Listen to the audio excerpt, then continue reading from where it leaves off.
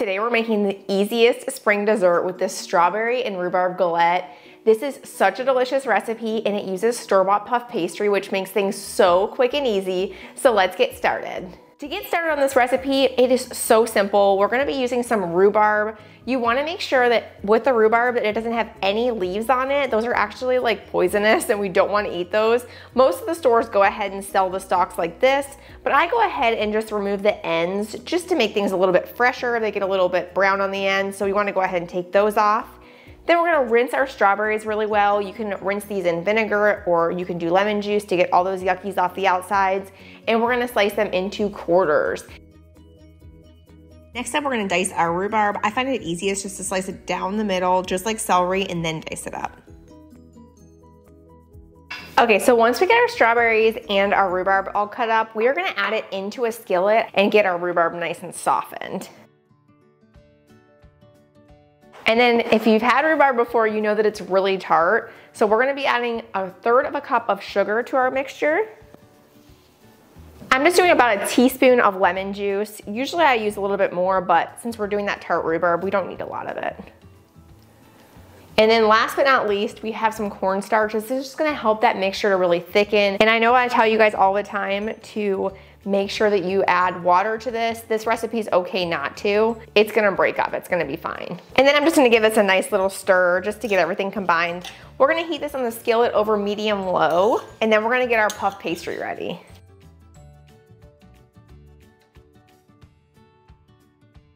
Okay, so we have our strawberry and rhubarb mixture on the skillet. It's already starting to sizzle. It sounds amazing. And we're gonna go ahead and get our puff pastry ready. I am using the Just Roll brand. The reason why I love this brand so much, it tastes really good, but it's also already thawed, so I don't have to worry about like sticking it from the freezer to the fridge the night before, which I always forget. So you can find this near the eggs. It is 13 ounces and it just comes with one. I know a lot of the puff pastry comes in packages with a couple in there. You also wanna preheat your oven to 400 degrees and we're gonna grab a cookie sheet to roll this out on. Puff pastry desserts have become one of my favorite desserts because they are so easy. And they always taste so good. It gets like super fluffy. And this one comes on parchment paper, which is nice because you don't have to worry about having to have your own. And I like to just make sure this is really nice and stretched out. This one came up a little bit wrinkly, but you can also just take it off and then kind of just hold it in the air a little bit just to remove those wrinkles. It's pretty easy to work with. Make sure you leave this in the fridge until right before you want to mess with it. If it starts to warm up, it gets kind of sticky and it's a little bit harder to work with. Okay, and then if your edges are a little bit messed up like mine are, it's okay because we're actually gonna cut those off. We're gonna run a pizza cutter around the outside edge of the puff pastry to create an oval shape.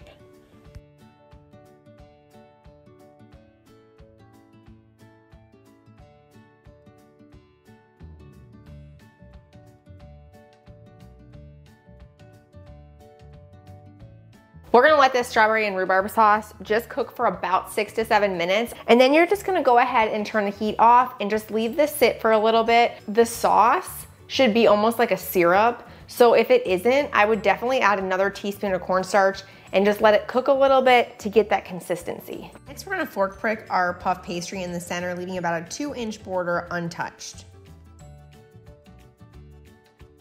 So what happens with the fork prick is it allows that puff pastry to stay down where the other stuff puffs up. So around the edges, you can go ahead and leave those without any fork pricks, and then this is gonna get really nice and puffy. If you're worried about it being too tart, just taste the syrup. It tastes so good. It's sugary from that sugar.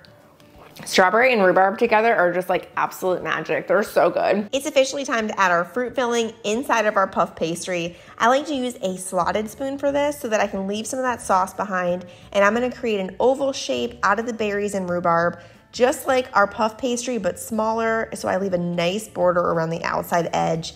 And then I'm just gonna pull each piece and kind of just overlap the other one, making like a big pocket with the fruit filling inside.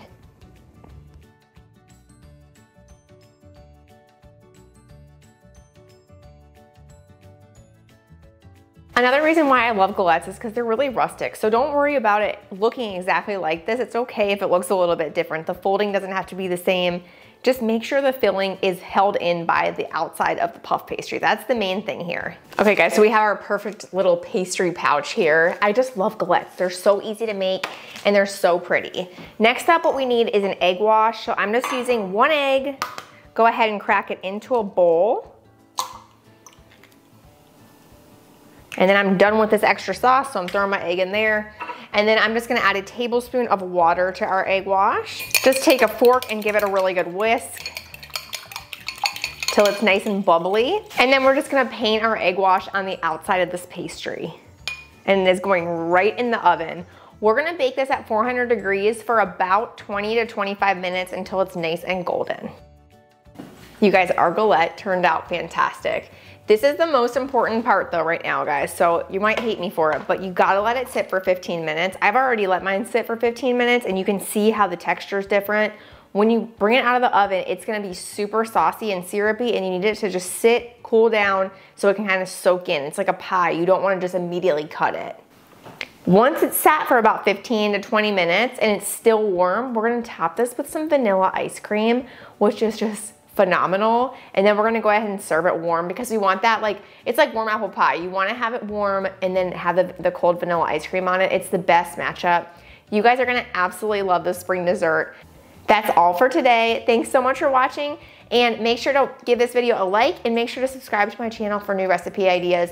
I've been sharing 2 videos a week just to get you guys inspired in the kitchen. So let me know in the comments, are you making this one? Is there anything else you'd like to see on the channel? Thanks so much for being here and I'll see you next time. Bye. You guys, this turned out so good. Do not forget the ice cream, you need it. So many good flavors.